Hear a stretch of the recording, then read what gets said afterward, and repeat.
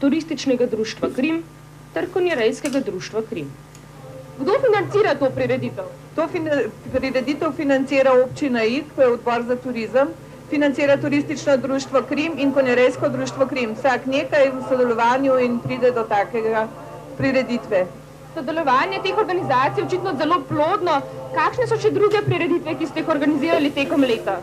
Ja, tekom leta se organizirajo še z gasilci, kakšna veselica, priredijo se ob dnevu materinstva, potem priredimo kakšno igro. V lanskem letu smo imeli tudi 90-letnico šole v Tomišlju in smo priredili tudi skupnimi močmi igro in pač celovečerni program, ki je trajal skoraj 3 ure. Tako da mislim, da se kar odvija nekaj s tem, da pripravljamo še ne glih prireditve, ampak skušamo polepšati kraj, ga približati turistu, da bo v našem kraju imel tudi kaj od tega. Ne? Po starem običaju sta gospod Ciril Podržaj, župan občine Ig, in škof Alojz Vranc za dobrodošlico pokusila kruh in sol. Kmalu zatem pa je škof Vranc spregovoril nekaj besed o prazniku svetega Štefana in nato je potekalo žegnanje s posvečeno soljeno vodo.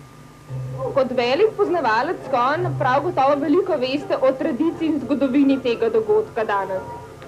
Ja, no, seveda, pogledajte, žegnanje konj traja v zgodovini že dolga leta, po vseh krajih po Sloveniji, odkar verjetno obstaja krščanstvo.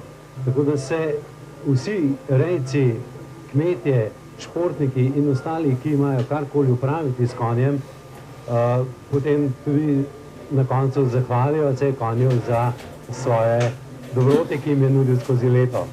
Konji so bili včasih zelo dragoceni kot pomoč pri kmečkih opravilih. Kakšno vlogo imajo danes?